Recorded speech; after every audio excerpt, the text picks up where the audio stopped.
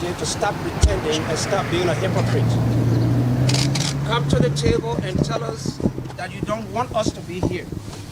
And then we can be able to settle the issue. But stop using these systems that are not working. You've tried to use them for over 400 years. And they have not worked. And I suspect the reason why America doesn't want to come up clean to say we don't want the black people in this country is because that would be one of the greatest statements of mockery. Because the entire world knows that this country is also built upon the blood and sweat of our forefathers who were brought into this country against their will. And so America is embarrassed to come up cleanly and make that statement because the entire world is going to see her as somebody who is fake. And so come and be clean and clear enough and we can be able to settle this issue at the table because the systems you try to use to marginalize the people of color is just not working. And then to those of us who are gathered here, first of all, I want to thank all of our white brothers and sisters who are here. But I want to call upon all of us to scrap racism. Scrap it. And what do I mean when I say we should scrap racism? Well, I have published a book on scrap racism. And what it simply means is that we have to speak up. Whenever we have the opportunity, we have to speak up that racism is wrong. That's the S. And then the C is to call up our white brothers and sisters to join us in this struggle just as you are here and behind us here. Because the reality is this fight cannot be won without the involvement of white brothers and sisters. And Dr. Martin Luther King knew this very well. That's why he employed the services of white people to join us in this struggle. And then the R, we should rise up with sustained resilience. All right, it appears as though we became complicit and it took the death of George Floyd to awaken us. So we need to rise up with sustained resilience and continue to speak out against racism. And then the A, we have to act up. We have to act up. And I don't want to be misconstrued as to say that we support vandalism, the destruction of property, and looting. No, we don't support that, but we need to act up. And some of the ways we act up is by peaceful protests. We want to call upon our brothers and sisters to protest, but protest peacefully.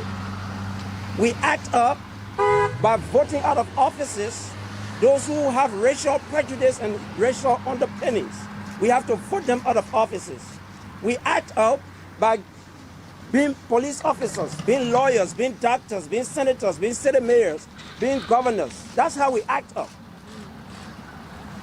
And then finally, as a preacher and as a minister of the gospel, I would say that we pray up. In order for us to scrap racism, we must pray up because there is no way we can win this fight without the intervention of God. So let us go out and let us scrap racism by speaking up, by calling up our white brothers and sisters, by rising up, by acting up, and by praying up. Thank you. God bless.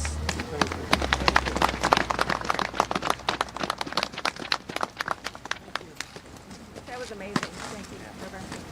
I'm Bonnie Jude. I'm a longtime resident of Brooklyn Center, and I want to introduce our next speaker, who is Matt Branch. Thank you. Daunte Wright. Let's make sure we say his name and never forget. Thank you, Pastor Tobler, for those words and your spirit. I thank you all for joining us here today. We stand united as citizens of Brooklyn Center, as community members, and catalysts for the change our community and people demand to see. My name is Matt Branch.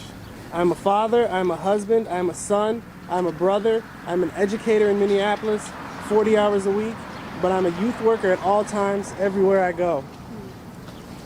I do unarmed youth outreach in this area, unarmed.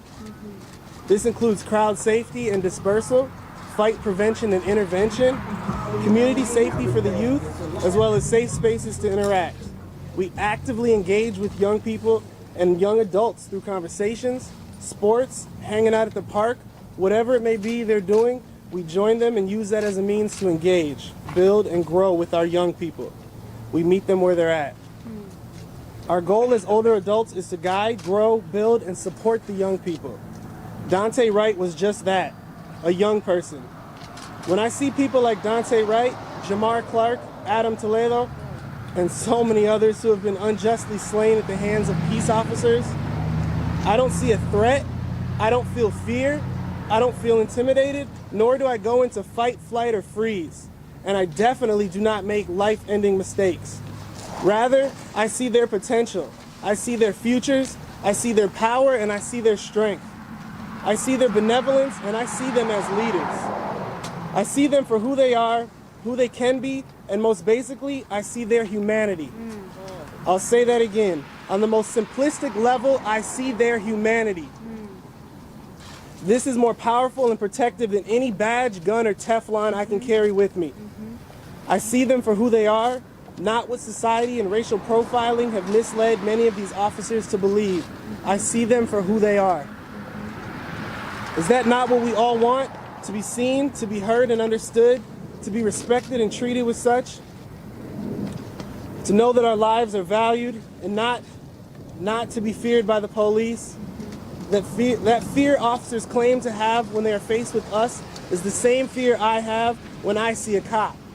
Not because I've done something wrong, but because I know the potential of an interaction with the police if I don't do everything white. If I don't do everything white and make them feel secure. I have been pulled over by the same BCPD officer on 3 occasions, 3 separate occasions, 2 of which I should have filed a complaint if I was not so naive or ignorant to the system. This officer pulled me over on 3 occasions. Never once did I receive a ticket or any type of citation. I received nothing more than hostile engagement and interaction. I've been followed out of gas stations and around the corner to my house. I've been blocked in the gas station while they run my plates. When I ask them, how's it going? What are you doing? I get no response. When I tell you I'm more afraid to drive in the city of Brooklyn Center than most surrounding areas, I need you to hear and respect my fear. Now, living in Brooklyn Center has truly been an honor in regards to the people and community, the culture and diversity, and the youth who live, work, and attend school or engage in this community.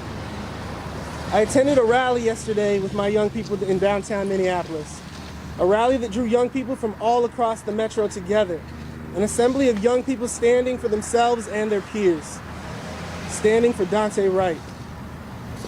What I was able to witness was more powerful than any press conference, any adult speakers, anything I can stand before you and say today. I saw anger, pain, frustration, and hope. But I saw it coming from our young people in the most impactful of ways. Their anger turned to passion, their pain was articulated, their frustration was vocalized, harmonized, and synchronized. And the hope that they have was elevated. The hope was united and shone brighter than any police spotlight ever could. We stand here before you today with that same hope our young people showed us yesterday. We stand here united as community members, community leaders, citizens, to demand justice and systemic change on behalf of Daunte Wright and all lives lost at the hands of the police, as well as to prevent further loss of our brothers and sisters, our children, our fathers and mothers, our young people, and our future. Change must happen, and it has to be now. We will no longer wait. There's a rally tonight for educators from 4 to 6 outside of BCPD. And by educators, I mean teachers, AEs, SEAs, paraprofessionals, office admin, engineers, custodial staff, nutrition services, head office personnel, librarians, the due process clerk who comes into your building once a week. Everyone, volunteers, coaches, mentors, pastors, anyone who's had a teacher in some aspect of their life or has been a teacher in some way in their life. Your voice and presence are needed. We stand together as educators against over-policing, racial policing and profiling, and unjust policing of our young people. These practices have time and time again led to the loss of our young people, a pain that runs deep in a classroom, a pain that cannot be expressed, articulated, or eased with any amount of words. This is why we demand actionable systemic change on all levels. We demand justice, we demand peace from the police, we demand accountability. We demand civilian oversight committee for police, and I repeat that part about civilians. There's been a proposal for a review board that has active duty officers on it, and that is not acceptable, and we will not accept that as the city of Brooklyn Center. That's right. We demand a transparent and easily accessible process for filing police complaints, and distribution and education needs to come with that. If you don't know about a process, it does nobody any good. Right.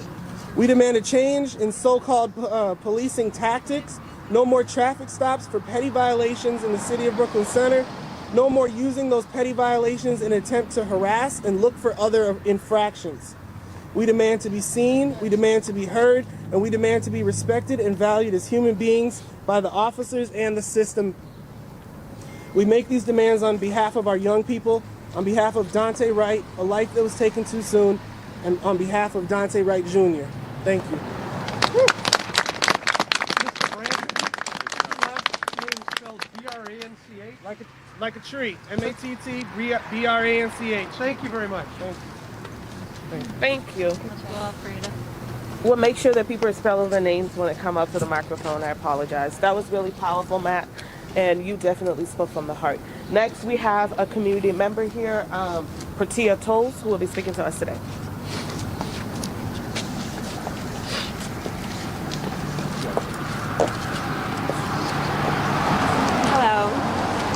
My name is Protea Tolles. I'm a resident of Brooklyn Center, and I'm a mother of 2 beautiful black children. Since the murder of Daunte Wright, the community has come together to love and support one another. The people of Brooklyn Center have set up donation sites and have done an amazing job getting resources to the people who need them, because that is who we are, and we deserve to feel safe and protected within our community. Unfortunately, many people in our community haven't felt safe for a long time, and many more don't feel safe right now. And we need our local government to be restructured in a way that restores the sense of safety in our community. It's been a long-standing concern that the city manager position is someone that is not required to live in our city, is unelected, and therefore not accountable to the residents, yet sets and implements the city agenda, which affects our day-to-day lives. The city manager position is oversight for the police department, which leaves out oversight by our elected officials and our citizens. I want to see real change in our government, and the change I would like is for the manager position to be full-time, to include a staff person for the mayor. The city council should also be full-time. This current situation has highlighted the need for this. Making these changes to our local government will help to better reflect and magnify the voices of the citizens. Our elected officials need the resources to be able to implement the changes we need on a full-time basis. This will allow them to dedicate their time and attention to our city and the needs that we have as we work on a path forward from this tragedy. I want all members of our community to feel safe in our city. Brooklyn Center is made up of a diverse and multicultural people, and we should all feel like we have a place here and like we belong here. Our differences bring value to our city and should not be something that divide us, but rather bring us together. This tragedy should not have occurred. Our community does not have room for the lack of human life, and Daunte Wright should still be alive today. As a mother, I always fear that one of my children are victims of some type of tragedy, and my heart just drops. Years ago, when my brother was shot by Derek Chauvin, I received a call, and immediately I thought he was dead. I thought my brother was dead. And I had to allow that to register before I realized that he was alive. Now, although he didn't lose his life, his body, his physical body was harmed. His mental was harmed. And the shooting caused irreparable damage to our family and to our relationship, and to him mostly. We need our police to be held accountable, and we need them to act in a way that is appropriate to the citizens, to be able to protect us and to serve us, and to not be protected by the system that was set up against us. Thank you. Spell your name, please. Proteatoles. Thank you very much. Thank you. Thank you so much, Protea. Our next citizen speaker is Stephen Cooper. Thank you. Good morning. Stephen is S-T-E-P-H-E-N and Cooper is C-O-O-P-E-R. And here we are again. How many times in your lifetime have we had to mourn a tragedy like this? How many times have we had to gather together under these kinds of circumstances because of fundamental failures? And those fundamental failures is that we do not fulfill our founding creed. And our founding creed is all people are of equal value and all people are of equal importance. And when the police and other governmental entities interact with people, they do not do that. They change the way they look at them on a variety of ways. Now, it's not just in these very public things that are happening right now that this happens. We've got to remember it happens every day, everywhere in America, in all kinds of different things, from selections for jobs, for opportunities to work, for everything that happens. The race of a person or other factors that have nothing to do with it determine what happens. We've got to correct that. Now, Brooklyn Center has created a rich and diverse population, which is a successful example for the entire state and perhaps the entire country. There are very few cities that the people get along as well as this, from so many different cultures, and the city works for the people. But there's so much we have to do to make that work in other ways. We have the opportunity to address some of these problems right now. We're going to have a new city manager, and we're going to have a new police chief, and we have other ordinances that are being considered. The only way that that will be a good thing is if the citizens of Brooklyn Center are involved deeply in those choices. That cannot be done in a vacuum. That cannot be done without interfacing with all of our communities and giving them the opportunity to say what they think about those kinds of things. We also have a number of other things that are important. It is important to remember the people who live here know this city so much better than the people who work here if they don't also live here. Yes. Far too many of the people who work here for the city do not live here. And I think that includes virtually every single police officer. That's right. And Now, one of the things that we really need is we have to give transparency that allows the citizens of Brooklyn Center to participate in these decisions, because their decisions will be so much better and so much more long-lasting. that's right. Now, one of the things we also have to do is to realize the importance of fairness and equality is more important than whatever the issue on the table right now is. And almost always when issues come on the table for decision makers, equal opportunity, fairness, making sure there's equality falls backwards. It becomes a slogan, not a reality. And so you don't have the fact that when these decisions are made, the first priority, number one, is it fair to all of our folks? And is it equal for all of our folks? So often, that is not even on the table. And that's an important change. Now, when we talk specifically about changes, sometimes people think changes don't matter. They do. Think of even some small changes that have happened recently. Body cams. If it wasn't for body cams, most of these cases, including the one that's in trial right now, would have been passed off with explanations and rationalizations, and we would never have known what really happened. That's right. Body cams are a small thing, but a big impact. And let's go a step further. The City of Brooklyn Center on its website should publish the arrest by race. Are we arresting 3 blacks for every white? Are we making traffic stops? That data should be there, and if it's out of whack, there should be an accounting. And that accounting would let us look at, whoa, how come? How come? And at bare minimum, the officers in the police department would have to give an explanation. I'm not saying they're right. I'm not saying they're wrong. I'm saying they can't do it with no transparency. And that's just, use of force training has to be fundamentally changed. I don't know how many of you have ever gone to use of force training. I've been through it. I've seen how use of force training works, and it is totally out of whack. It's 100% prioritizing the feeling of safety for the officer and 0% prioritizing the feeling of safety for the person who's stopped. That's wrong. That's got to change, and that cannot continue. There are so many great suggestions that have come from this community and also ones that have come from other communities how to correct these problems. But it takes the commitment to do it. One of the things I fear is after an emotional response like we're having to them, and it's not just one, it's not just two, to the multiple murders, and all of us can think back over the last 5 years, how many have there been? There's this big emotional outpouring. But afterwards, we put everything back on the shelf.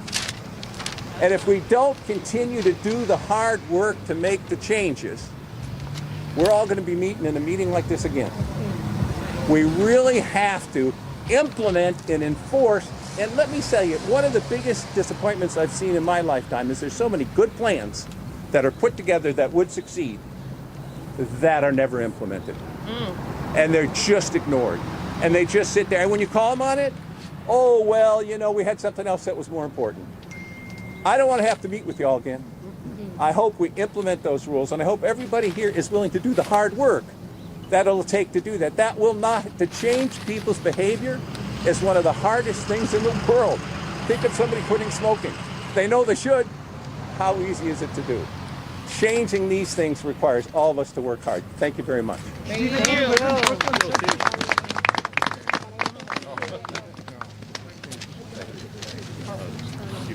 Thank you again, Steve. And this is the exact reason why myself and my husband moved here.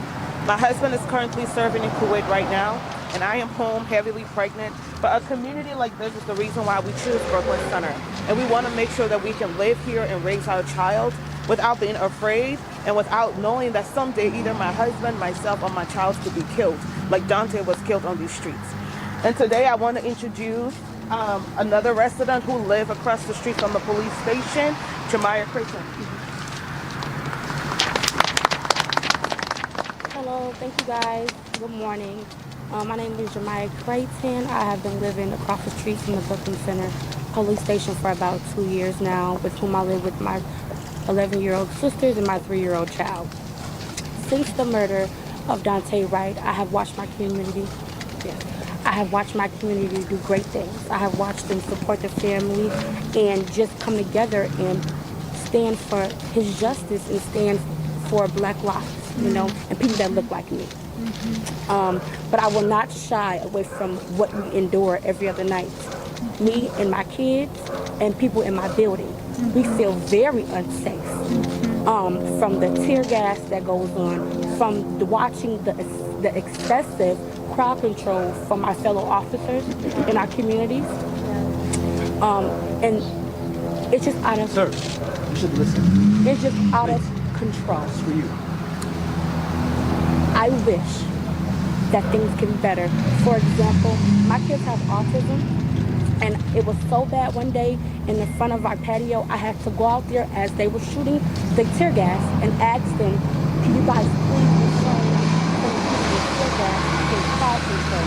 I was told to go in my house and shut the door and shut my windows, as if my doors and windows aren't already shut. We're affected from the gas, we're affected from the noise. My kids were crying hysterically. They do not know any better, they're autistic. We live in fear. Every day, my kids think the police are the worst people in the world. which they shouldn't feel like that. We live across the street from the police station. We should feel safe all the time. That's right. That's right. But I feel like this can change. This narrative can change. Governor Watts and others can change this narrative. That $30 million that is used for Operation Safety Net should be used for, how about retraining of these police? Retraining for better, peaceful crowd control. Preach it, girl. Better, peaceful. Let's get to know their communities they work for, because they don't live here. That's right. We do. That's right. Not one of the police officers live in Brooklyn Center. They, One mic. This is out of control. We hear you. We feel unsafe in our building. My kids don't want to be home. We have to do better. Yep. But I feel like our community can be better. Yes. For our future, for my kids' future, we have to do better. Thank you guys. Can you spell your name, please? Yes, my name is J-A-M-I-Y-A, Jemiah Creighton, C-R-A-Y-T-O-N. Thank you guys. Thank you very much.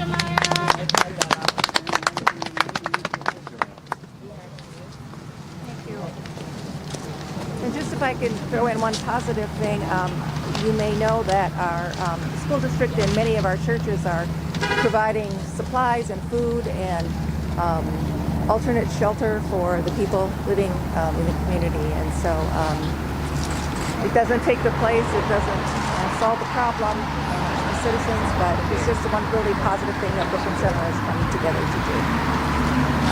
So the next speaker is our mayor, Mike Elliott.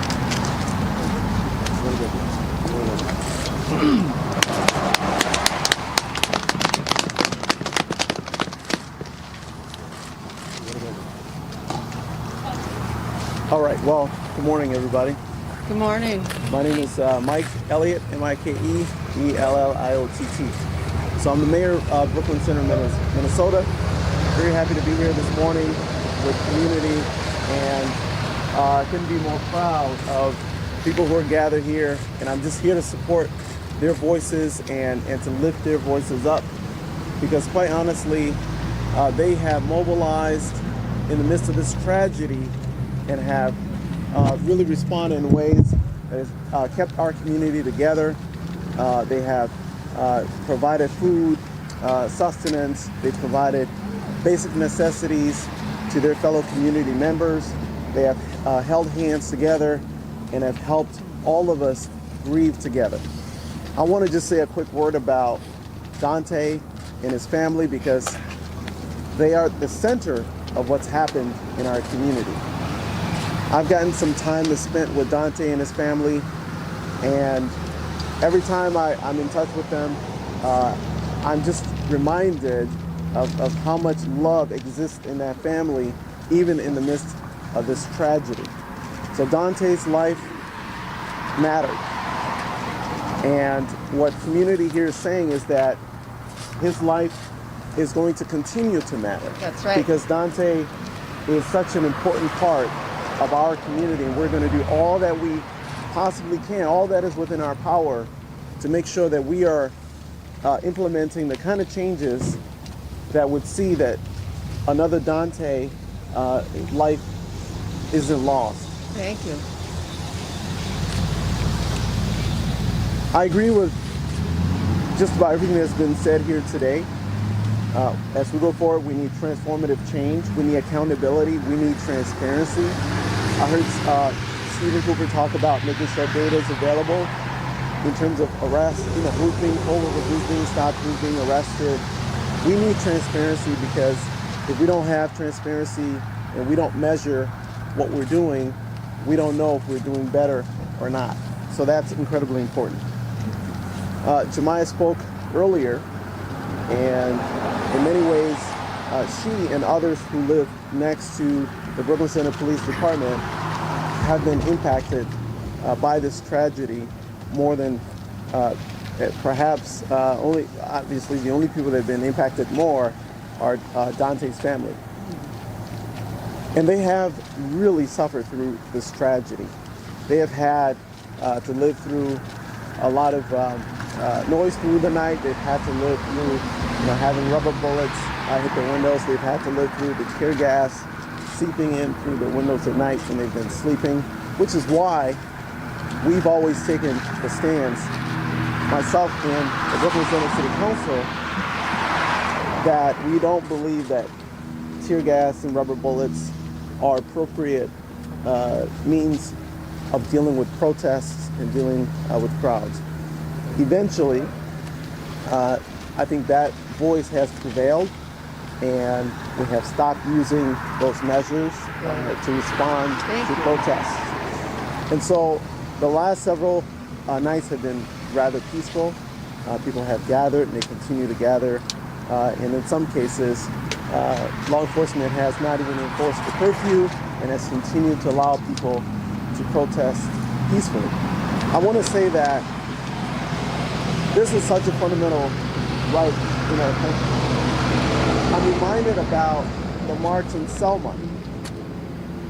And if you all will recall, those people were given dispersal orders by law enforcement, much like we see here in Brooklyn Center. Right. And they were given a certain amount of time to disperse. And they did not disperse. They chose civil disobedience. You remember something called the Boston Tea Party, right? Protest against the government and delivering your grievances is such a fundamental part of what makes our democracy work, that we just have to make sure that we continue to allow those voices to be heard. This is critical as we're moving forward. So I'm not going to take any more time. I just want to thank the community for all the work that you're doing, in mobilizing, in helping to keep our community together, strong in the midst of this tragedy. Thank you all very much. Thank you, Mayor.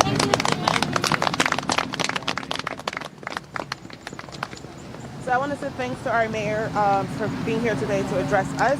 I also want to send out a shout out to our city council members who are actually standing behind us in support today. And hopefully we can all move forward as a community to make sure that what happened to Daunte Wright do not happen to any one of us, do not happen to my child, do not happen to my husband. So thank you. And next, we would like to invite our Congresswoman. We would like to invite our Congresswoman, who also happens to be a very good friend of mine, Ilhan Omar, to speak. Thank you. We need to fight fire with fire.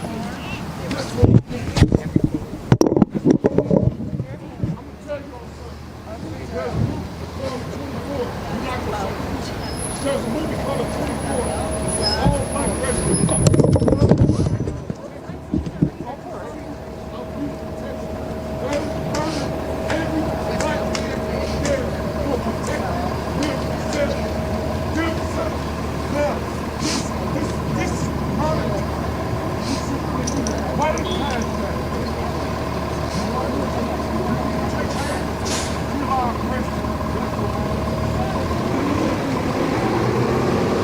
Congresswoman Ilhan Omar.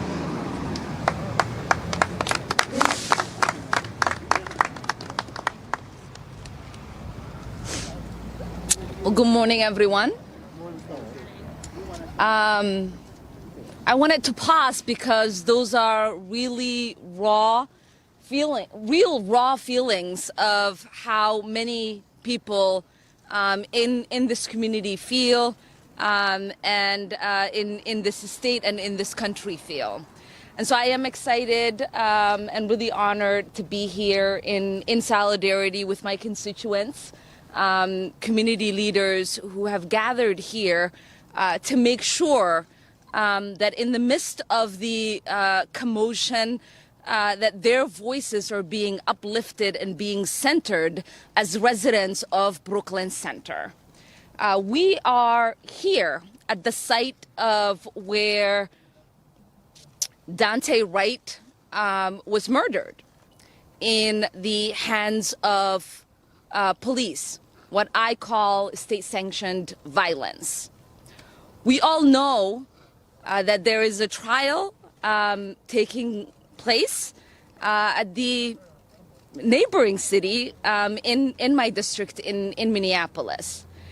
And our communities are tired and exhausted, really, at this repeated offense and assault that continues to happen, where we continue to find ourselves in a state of mourning, in a state of exhaustion, in a state of trauma, and constantly seeing so much pain unearthed every single day, not just with the visual reminders of the lives that have been taken too soon by those who were sworn to protect, but also the actual witnessing that takes place, because this violence isn't taking place in some remote space. It's taking place in the midst of community where people are bearing witness every single time this violence is perpetrated within our communities.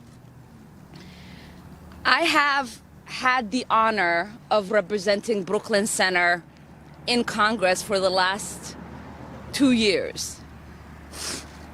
And I know, as somebody who grew up in the neighboring city in Minneapolis, that Brooklyn Center really has been for all of us an example of how diversity thrives. This is a city where a beautiful fabric, mosaic of beautiful people from all over the world have gathered and created a community where they can all rely on one another and live peacefully together and work in supporting each other as they create a space of stability and survival for so many people who have come here as refugees as well into our state and into this city. And we have seen that example play out in the last week and a half, where people have gathered to collect resources, to distribute to community members, where so many of us have called into the residents of the buildings that are by the police precinct doing wellness check-ins, where you are seeing today community members share stories of how they have collectively bonded in the midst of this tragedy, and how their resilience is going to get them through these challenging times. I know that we've been asking for accountability, we've been asking for transparency, we've been asking for transformational change. And I know, to me, that Black Lives Matter is not a hashtag and should never just be a hashtag. When we think about the police state, the police system, and we think about all of the systems of injustice that exist in this country, they are systems that have been created by men, and they are codified in law. And so all of the pain and the hurt and the trauma, not just experiencing by this community, by Minneapolis, by our state, by this nation, are pains and traumas that we can try to create relief for by implementing policies that move us forward. And so our community here in Brooklyn Center, and my district and our state and our country, is asking for us to take a leap of faith to say the current policing system that we have is not doing anything to protect and serve.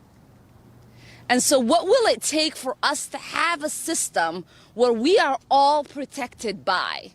And what does it take for us to have the resources in our communities that would essentially provide the safety that we all need? I am constantly appalled by the fact that it is easy. It is easy for municipalities, for the state, for the federal government to readily come up with resources to police and brutalize people. But when it comes to coming up with resources to provide health care, to provide mental health services, to provide housing, to provide the things that we need for our well-being as a community so that we can thrive, they are put in the back burner. And people oftentimes will say, this is not the time. We don't have the resources. We're not sure how we're going to pay for it. We can't get people on the other side of the aisle to agree. And they are willing to do their press releases, to have their press conferences, to talk about how Black Lives Matter, to talk about racial justice, to talk about equality without actually lifting a finger in creating proposals that actually speak to those words. And so we have a slew of legislation that we've introduced on a federal level, some bills that we've actually passed in the House that are currently sitting in the Senate that move this country forward. And I am tired about people talking about the filibuster. I'm tired about people talking about the narrow margins we have in the Senate. It is time for people to go beyond the press releases, to go beyond the press conferences, and to actually do the right thing in moving our country towards progress. So I am thankful to all of you. Thank you for your resilience. Thank you for the invitation to be here. Thank you for giving me the honor to represent you. And I know that in this dark moment, we will walk together towards the light. And transformation will happen, and we will not rest until we get this country to be the one that we all aspire it to be. So thank you all.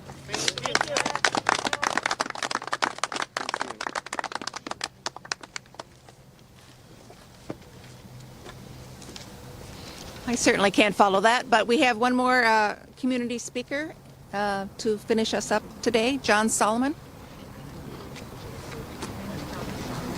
Good morning. My name is John, that's John, and last name is Solomon, which is spelled Solomon. I come to you as a 26-year resident of Brooklyn Center here, and I'm very proud of that here. It's a great community. I know we're in the national spotlight, actually the world spotlight right now, and within that, I want you to know that we're coming together as a community to show you the best of Brooklyn Center and not just what might be highlighted in the looting and things like that here. We got great people here. We got great families. And if you look around right now, you'll see shining examples of how we come together. We got 2 buildings, resource centers, making sure that we got people fed, the needs that they have, that while some of the stores are closed down are being taken care of. We got churches coming together that are housing people. They're providing safe havens. They're providing food for not only just the residents, but they're providing food for the law enforcement as well here as a olive branch to reach out and say, we're all here together, and even though you have a job, understand that this community tries to take care of everybody here. Now, not only as a parent do I come together here, but I come together out here as a community activist and as a school board director here. And I say that because that's one of the most important things to me, is that my job is making sure that our children have access to the best education they possibly can get here, and that we improve it, that we make sure the finances get to them, and that, but there's also that they learn about themselves and about who they are in this country here, the history and everything they need to know to come back out here and contribute to not only Brooklyn Center being a greater place, but this whole country being greater here. Police violence. I have a real problem with that now, and I have for a long time, because number one, as a black man, it's automatically assumed that we don't like the police here. And that's a total myth. We, like everyone else in this country, want to have safe communities. We don't want crime around here, but we do want to be treated fair and just. And that's the biggest thing here. I believe in police work. I was actually a police officer for 5 years in the city of Washington, D.C. here. I have a very respected record there, and I did a lot of responsible things in a city that was 69% black that needed police to be responsive to the community's needs. And we did that. But just like any other black man, I've been pulled over. In fact, I've been what you call profiled and have pretext stops 18 times here during my time here in Minnesota. Most of it in the course of my job as a social worker here. And I testified in the year 2000 at the Capitol on Senator Ranum's racial profiling bill. Back then we were talking about trying to do something effective on this profiling, that it was a real issue here. I think I was talking to Stone at that particular time there, because I can see, looking across the room, a lot of these senators basically reading papers and doing everything to ignore it. And in turn, we didn't get much out of it here. Now, after that, I live every day with the simple fact that because we couldn't get across to these people, we lose people like Philando Castile, we lose people like Daunte Wright, young people who haunt me at night, because I say if they would have listened to me at that particular time, maybe those young people would still be here. So it's a problem. And it's a problem when you have 49 officers that don't even live in the community and they don't care about the community here. But they come here every day with a Call of Duty type mentality that it's like the gun is the first option here to deal with something.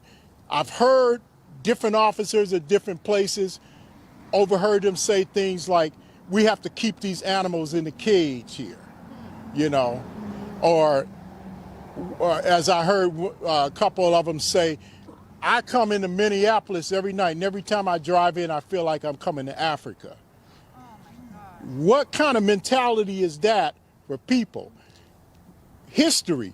We go back from the time 156 years ago to when we had those 4 million ex-slaves walk off the plantations out in this world, and those little bit under 1 million free slaves that were already out here. And what did they ask for? Nothing but get out of the way, respect us, give me equity, give me justice, and allow me to be part of the progress of this country. We fought for that for 156 years now, to be part of the equity, the inclusion, and to be able to contribute to this country. And we're still fighting for it. But when you hear somebody say, be confrontational, people want to go run and say they want to be violent. And all we're saying is that we got to get past this mentality of people telling us you're asking for too much too soon here. Why do you want so much so soon? Take this and wait for this. Well, we can't do that anymore. We can't lose any more lives in the process.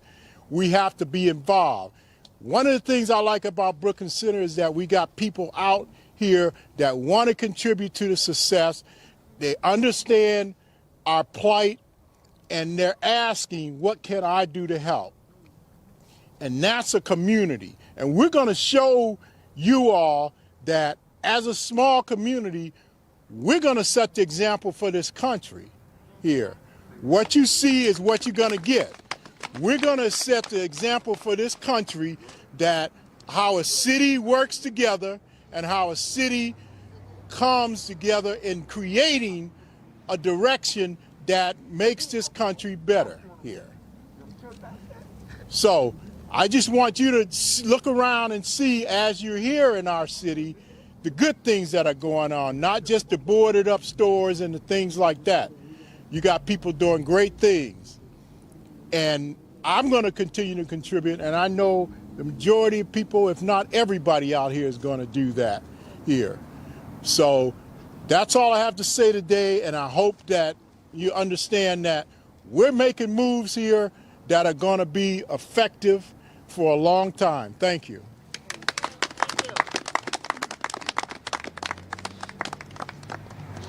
Thank you all, and this is going to summarize our press conference today, our speakers, and we are open for questions from the press.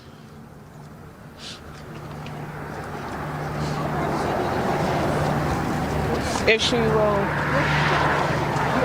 she's actually on her way out, so she has to be somewhere else.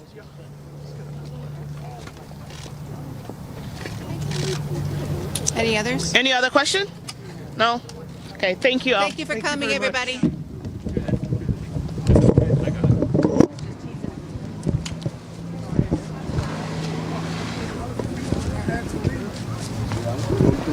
don't want all that shit. I will keep that fucking camera. They get that shit out my face. Let's kill my little fucking nigga. Y'all want to put the camera on me? Let's get that shit out my face.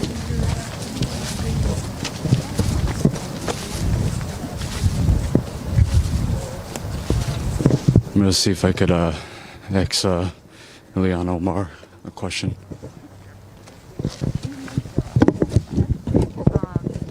That is just the, as Mayor Elliott said, it's the foundation of our country, and it's celebrated in so many ways, right? We all admired the ability to serve with John Lewis, and you know, all of these, Jesse Jackson was here, all of these civil rights icons are celebrated because they were willing to say, I can't take it anymore, and I am going to confront the system so that it is changed, and I can live in this country as a dignified human being like everyone else gets to.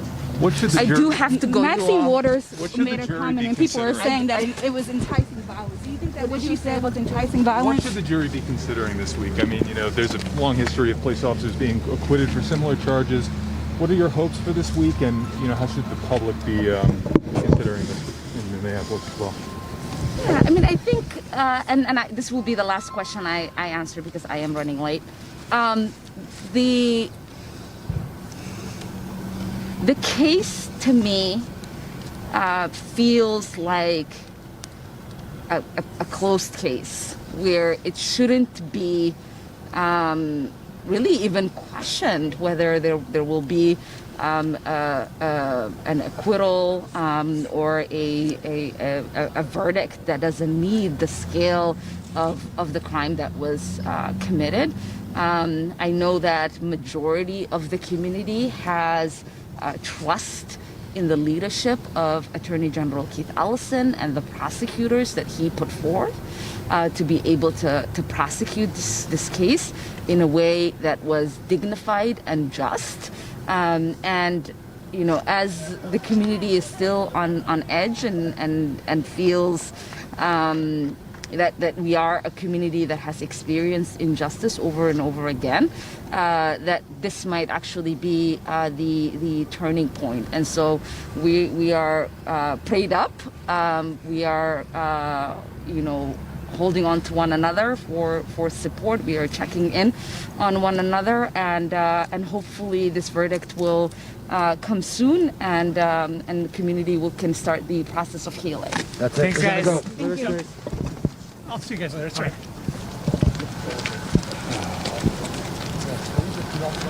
Yeah, guys, come on. All right. I'll try and get her aside another time. I'm sure she'll be here and around these events. I didn't want to go ask her another question. She was really adamant about leaving. I'll show you the memorial here.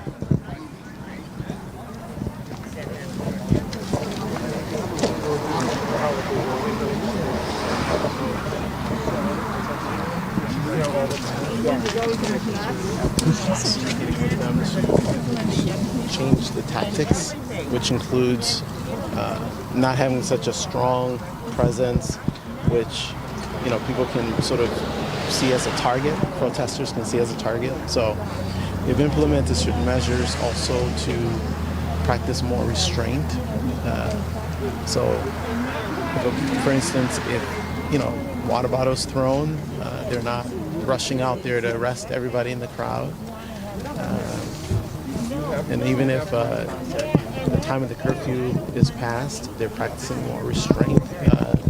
We've had kids out there, college students who are out protesting, get arrested.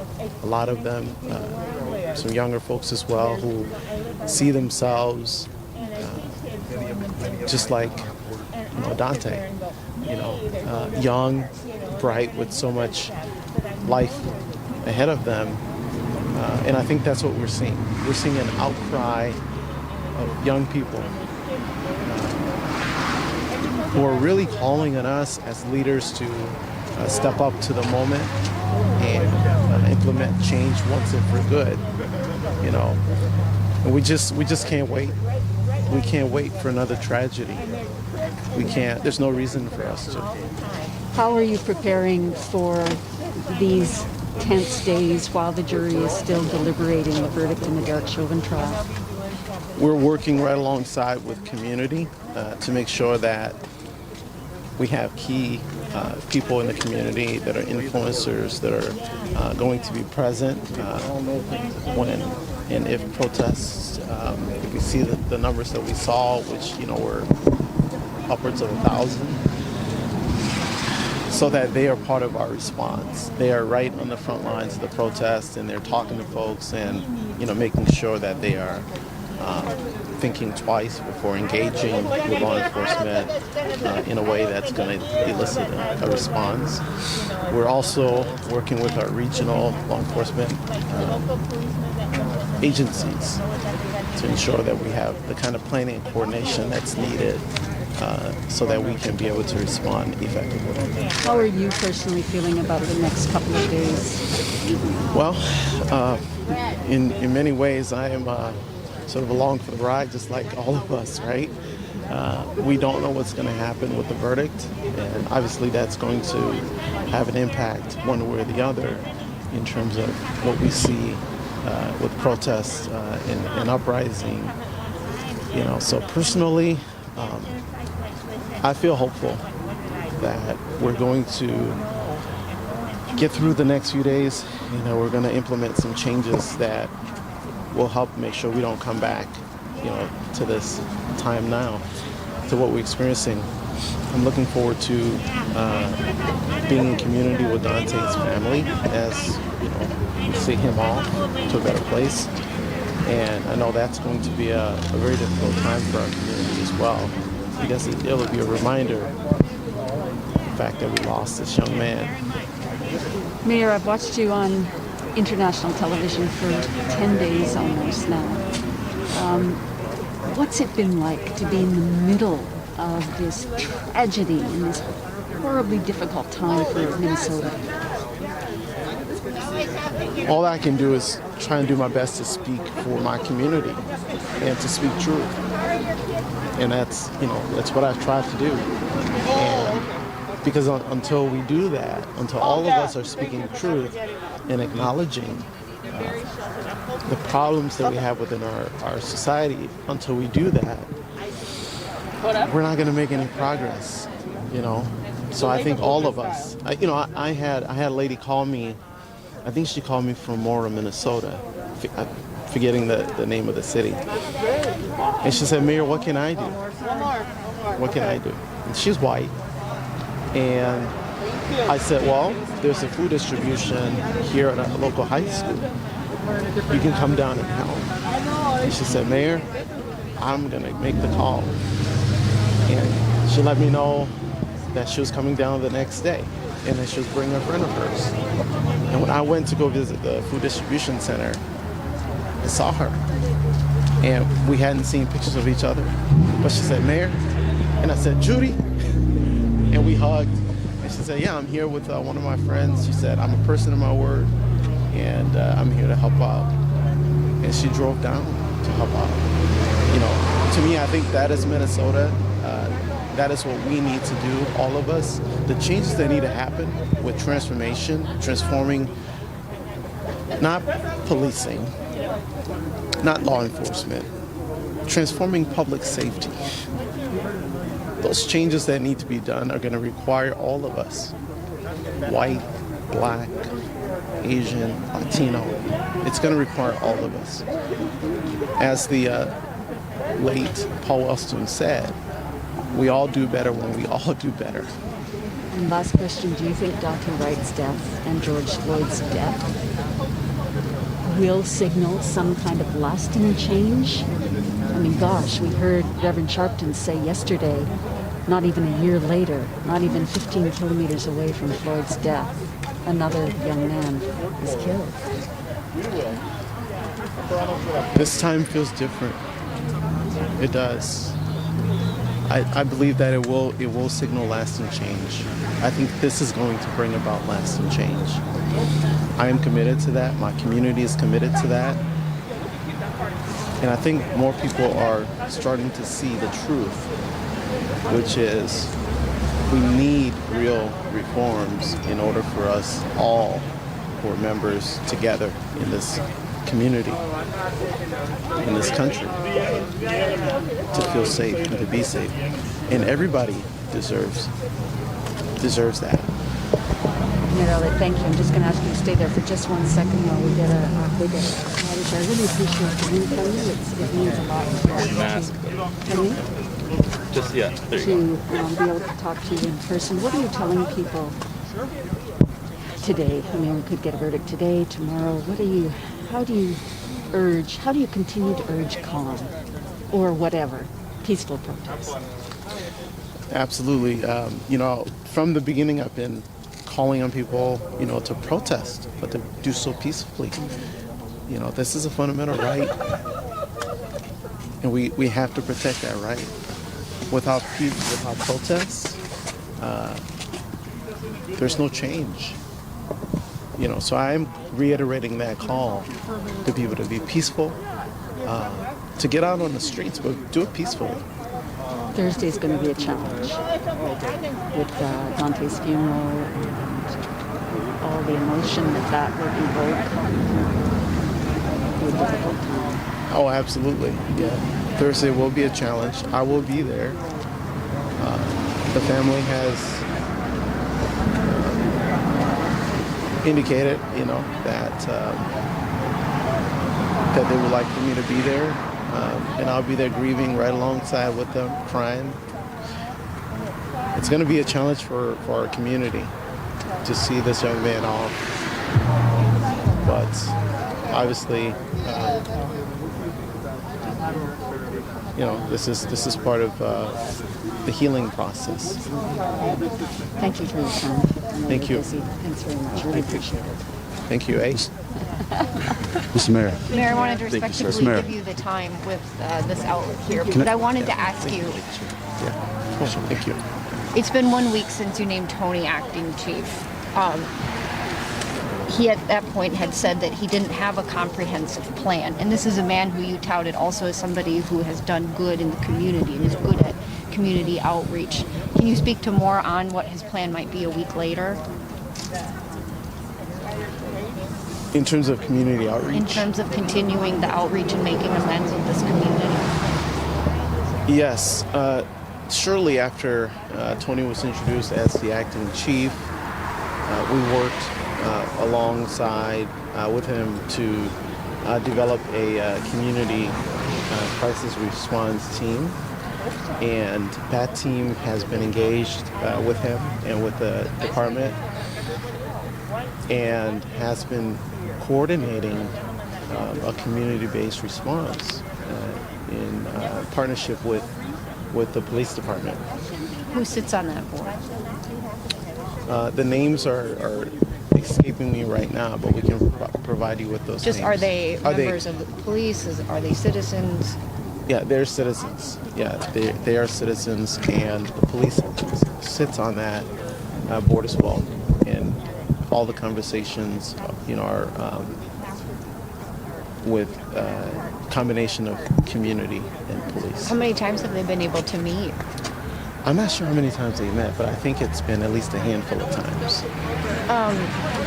What is your reaction to some of the demands that the folks here brought about? We talk about change a lot, and I think we've seen some knee-jerk reaction, but what can we expect as some long-term change, some firm plans that will in fact be put into place? Are they some of the things the folks brought forward today? Do you have some of your own in mind? Yeah, certainly. I think, what the community is calling for is transformative change. Change that is research-backed, that has shown to prevent the type of killing that we've seen that led to Daunte's death. The type of change that includes, looking at how we do policing. But what does that mean? What in particular is it that is something that you can get behind to really create that change? Is it the database? Is it looking at how many people are arrested and of what color are they? Things like that. Oh, absolutely. It includes that level of transparency.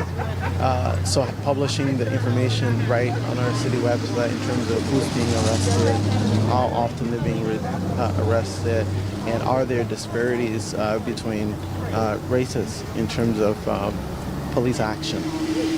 And then in other cases, looking at how we can change the response of police. And again, backing up and looking more at a public safety lens, who responds to, let's say, mental health crises? Is it a police officer with a gun? Or is it mental health practitioners who are trained to be able to understand those situations, understand those people, the people who are suffering through mental health crises, and be able to effectively help them through that situation, right? Is it a police officer with a gun that enforces traffic violations, or is it someone who does not have a gun, right? Sometimes when we think about and talk about change, it's hard to imagine how something else could work because it's been a certain way for so long. But we have to remember that things weren't always the way they are now, and change is inevitable if we're going to have progress. And so I think we just need to continue to, all of us, keep an open mind about the changes that are going to be proposed and are going to be implemented. And we all have to come out of our respective corners. It's not about policing. It's not about hating police officers or loving police officers. Police officers are public servants, just like I'm a public servant. And we have to think about change through the lens of what's going to ultimately keep all of our communities safe. How are you preparing for Thursday? I know you touched on this a little bit, but this is something that those of us who are from here, who work here, who live here, have been experiencing, yes, for a long time when we talk about this greater problem and things we've been dealing with, but with George Floyd in particular, with an end result coming soon. How is your city going to be preparing for it? So we're keeping,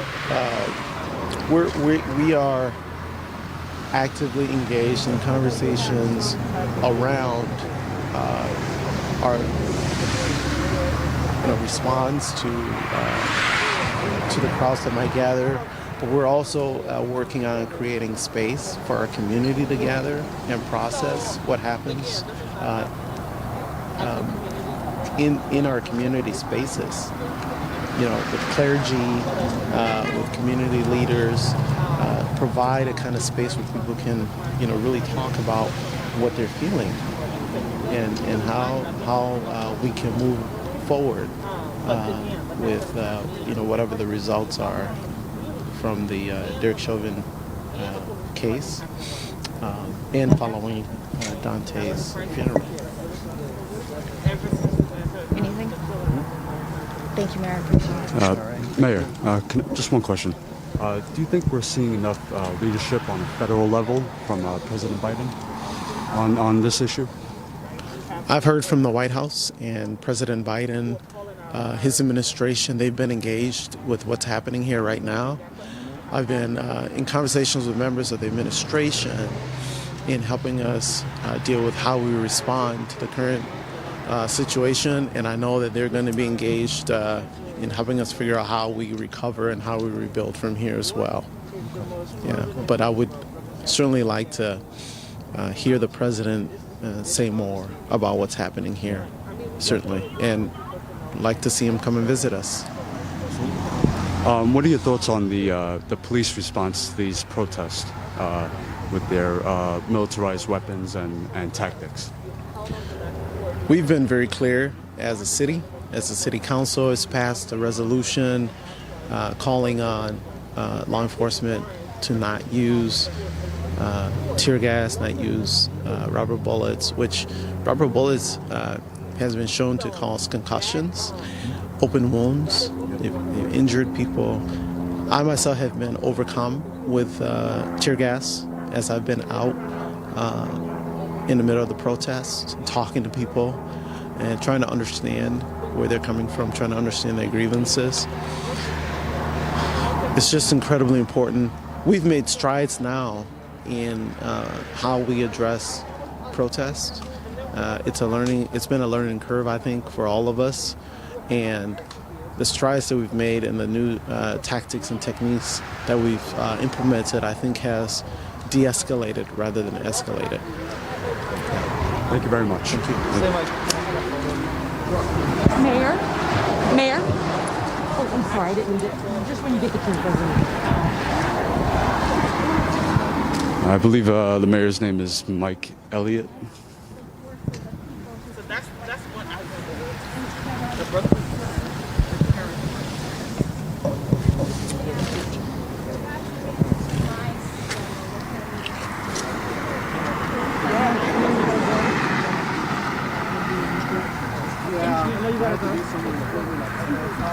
Could you talk about what I work for Thursday? Are you expecting more protests, big crowds, or are you thinking that, some of the focus now is shifting to downtown?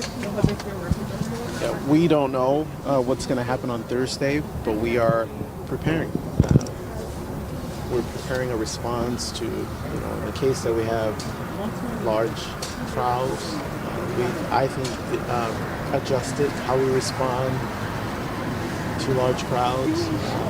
We figured out ways to de-escalate rather than escalate through our response, through a law enforcement response. We have a lot of... They're not... be actively on the scene, be with protesters. We need to... All right, everyone. I think I'm going to wrap up here. There's going to be a few things happening tonight. I got to follow what's happening with the trial, the verdict.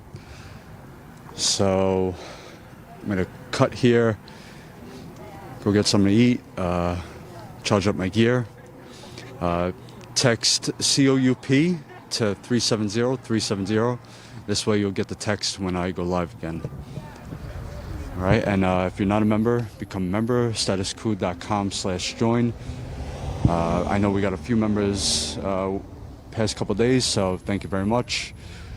And yeah, all right, I'll see you guys soon. Take care.